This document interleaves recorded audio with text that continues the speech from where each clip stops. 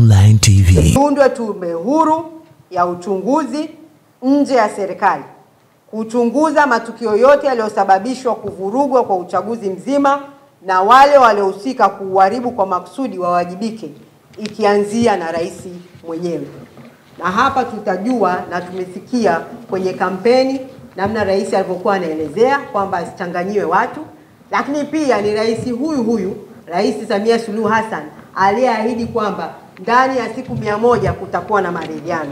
Wao walikuwa wanapanga jambo gani ambalo walijua ndani ya siku 100 tutahitaji maridhiano? 4, kuundwe timu ya maridhiano iliyo huru, National Commission Cohesion, itakayoleta pamoja viongozi wa serikali, viongozi wa upinzani, wananchi, viongozi wa dini na wadau wengine wote wa muhimu katika kuleta na lengo la kukomesha uonevu na kuweka mfumo bora wa uendeshaji wa nchi.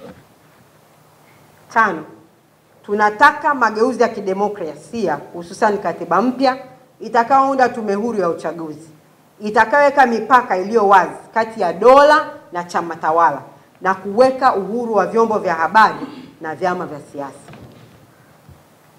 6, tutaipeleka mahakamani INEC kuzuia kuapishwa kwa wabunge wa viti maalum na kuilazimisha INEC kuleta takwimu hadharani walizotumia kukotoa na kuteua viti maalum vya ubunge.